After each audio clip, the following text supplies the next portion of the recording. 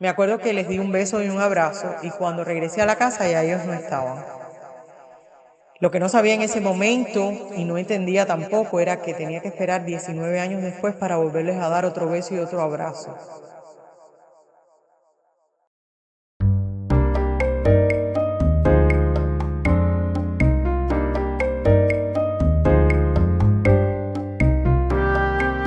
Registro Cubano, un tomo más para la historia de Cuba, donde se congregan y se salvan los más auténticos testimonios de los hijos de una patria pisoteada.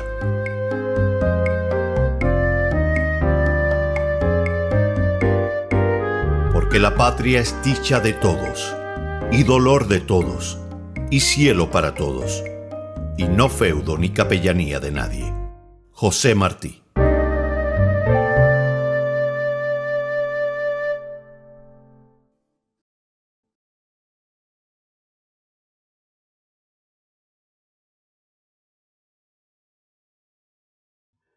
Archivo número RGC 2025, julio 18, 001. Formato del archivo: audio, video digital, MP4. Formato del testimonio: audio, MP4. Estado del testimonio: completo. Fecha de registro: 18 de julio del 2025. Hora: 12:25 AM. Medio de registro y localización: plataforma digital desde Miami, Florida. Testimoniante: Teresita de Jesús Gómez, edad: 59 años, lugar de nacimiento: ciudad de La Habana, Cuba. autorización de difusión pública: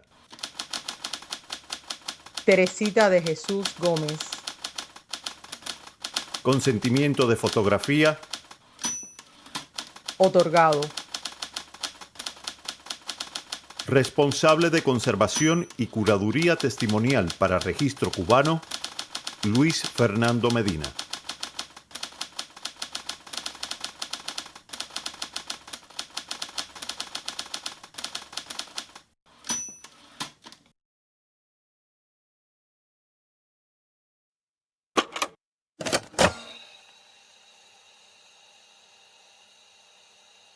Todos los cubanos tenemos algo que contar.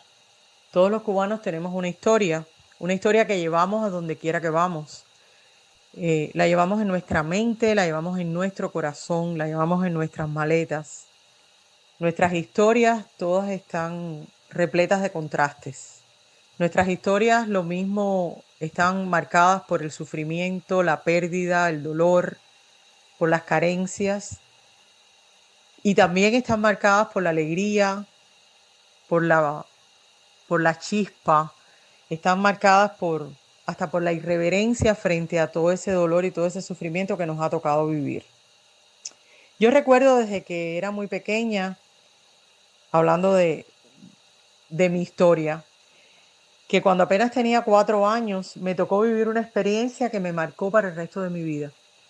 Y esa experiencia fue cuando mis tíos del alma, los que me vieron nacer y estuvieron a mi lado desde ese momento, les tocó salir de Cuba. Me acuerdo que les di un beso y un abrazo y cuando regresé a la casa ya ellos no estaban. Lo que no sabía en ese momento y no entendía tampoco era que tenía que esperar 19 años después para volverles a dar otro beso y otro abrazo. Y eso iba a ser lejos de ese lugar donde los había dejado de ver muy pequeña.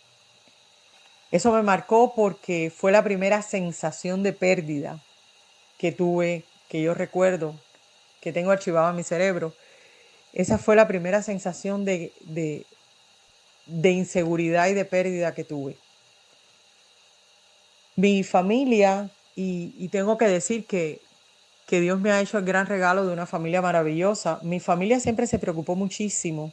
Mis padres, mis abuelos, mis tíos a la distancia, se preocuparon siempre mucho del bienestar tanto mío como de mis hermanas.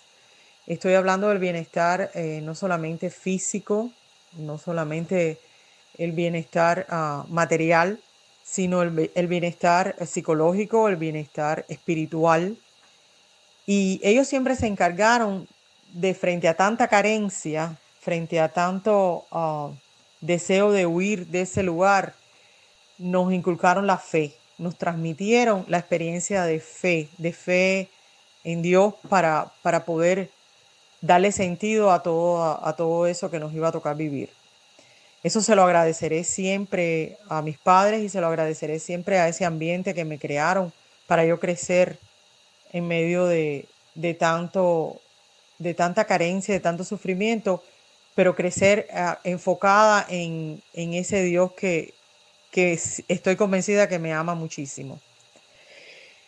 Yo recuerdo que cuando ya estaba a punto de hacer mi primera comunión, era apenas una niña de 7 años, tenía una gran emoción porque iba a ser un gran día y me compraron un vestido blanco, como es costumbre en nuestros países y de hecho como es costumbre en la iglesia, vestirse de blanco el día de la primera comunión. Y yo salí con ese vestido de mi casa, caminando hasta la iglesia, ¿no? Que estaba apenas 3 cuadras de donde yo vivía. Por supuesto, en todos los barrios cubanos, cuando hay algo pasando diferente, todo el mundo sale, todo el mundo mira qué es lo que está pasando. Y me acuerdo que sentí las miradas de todos mis vecinos, de mis amigos de la escuela, que eran del barrio, incluso de maestros. Y eran unas miradas confusas. Ellos no entendían lo que estaba pasando. Y había un poco de burla detrás de todo eso. Pero para mí era el gran día y yo me sentía feliz y no me paró nada de lo que estaba sucediendo alrededor mío. Pero al otro día, cuando llegué a la escuela, ahí fue donde comenzó de verdad el propósito de ese momento. Y era que todos los muchachos de la escuela empezaron a hacerme preguntas y los maestros cómplices de todos esos muchachos también empezaron a hacer preguntas para burlarse de lo que había sucedido en mi vida el día anterior. Yo siempre he sido fuerte y yo siempre he tratado de proyectarme de una forma que no demuestro el sufrimiento, no demuestro la molestia, la ira, cuando tengo las de perder, cuando tengo desventaja frente a una mayoría. Y eso me sirvió en ese momento. Eso me sirvió porque nada de lo que pudieron hacer y decir en la escuela me empañó el día de mi primera comunión. Era todo era algo preparado por personas que lamentablemente nunca han entendido el sentido de la vida humana. Y yo creo que eso me hizo crecer muchísimo. Cuando llegué a mi casa, después de haber vivido todo eso en la escuela, recuerdo que me eché a llorar y mi abuela, que estaba ahí presente, mi mamá, que siempre estuvieron ahí, mis padres, mis abuelos, que siempre estuvieron ahí para hacernos sentir seguras. Me acuerdo que mi abuela y mi mamá me dejaron llorar. Pero mi abuela me dijo una frase, mi abuela tenía una sabiduría natural. Quizás ella no tenía demasiado sabiduría intelectual, pero sí una sabiduría natural. Y recuerdo que en ese momento comentó: mija, cuando los perros ladran es porque cabalgas. Esa frase a lo mejor ni ella misma sabía que salía del Quijote, de una de las obras maestras de la literatura española, pero la usó en ese momento y fue una frase que ha estado conmigo todos los días de mi vida y la he recordado muchísimo siempre. Y siempre me ha dado ánimo y siempre me ha dado fuerza. Y me acuerdo que que mi abuela siempre fue un puntal muy importante en mi vida, en la vida de mis hermanas también. Y ese momento recibí mucho apoyo de parte de ella, de parte de mis padres en general. También fui parte, como todos los niños que crecemos en Cuba, parte de todas las carencias, de perder la leche a los 7 años, el derecho de tener los juguetes el Día de Reyes y todas esas desafortunadas formas de vivir en Cuba, eventos que para el resto del mundo son cosas normales. Recuerdo cuando cumplí los 15 años, no había forma de conseguir zapatos para la fiesta de 15. La fiesta de 15, por supuesto, estaba condicionada, como todas las cosas de mi vida, estuvo condicionada a que como nos vamos a ir, y a mí me tocó cumplir mis 15 años en el año del Mariel, que era también uno de los propósitos de nosotros salir de Cuba, y al final no se cumplió porque Dios lo dispuso de esa forma. Recuerdo que todo era como nos vamos ya, todas las planificaciones de los eventos de nuestra vida eran a medias, porque siempre íbamos a salir de Cuba. Y eso también marca, porque eso crea inestabilidad, crea inseguridad. Nunca llegamos a lograr algo porque hay algo superior al que tenemos que ponerle todas nuestras energías. Eso me tocó vivirlo desde muy niña. Y mi juventud se fue desarrollando así hasta que llegó el periodo en que ya, terminando la secundaria, iba a comenzar a elegir la carrera que me iba a formar para lo que yo quería hacer cuando fuera una adulta.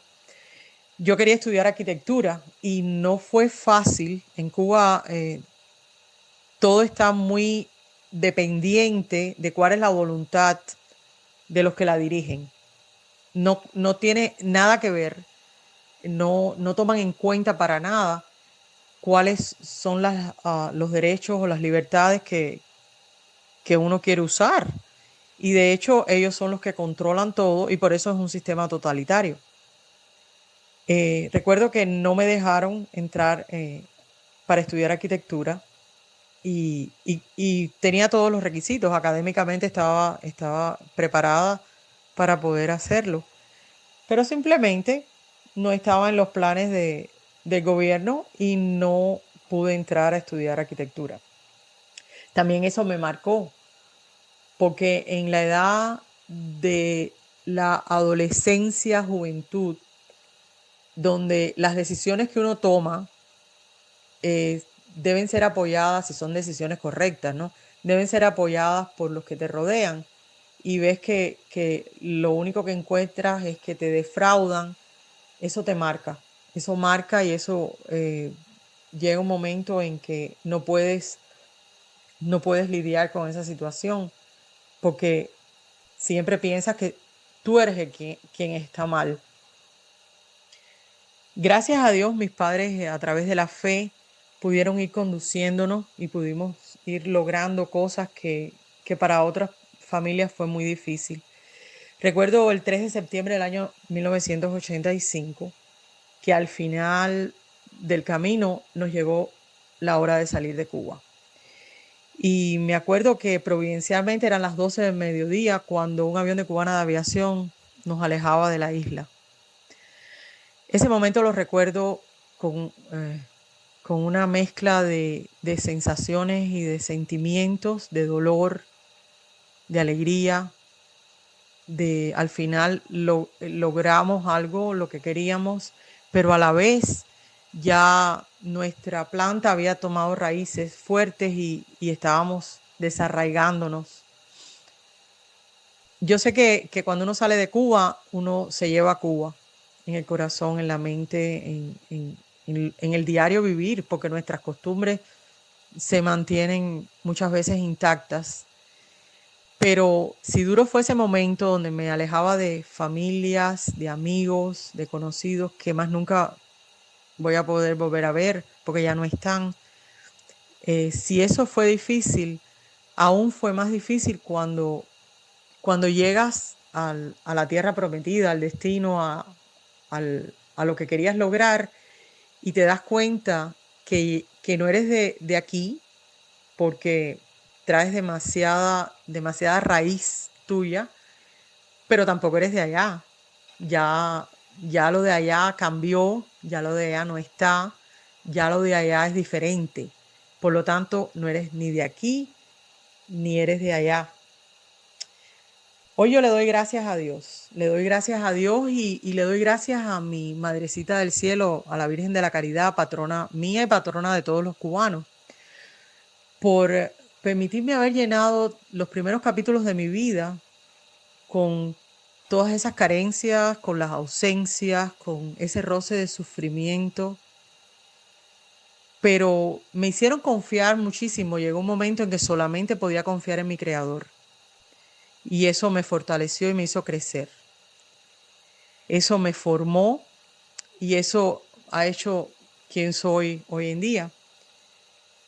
Y una de las cosas con la que me comprometió toda esa vivencia mía, y yo creo que también la de muchos cubanos que comparten esto mismo que yo estoy compartiendo en este momento, es que esto siempre me hace testimonio vivo de que Dios tiene la respuesta para todo. Y los sistemas totalitarios jamás van a ser opción porque son la mayor ofensa social al Dios en el que yo creo.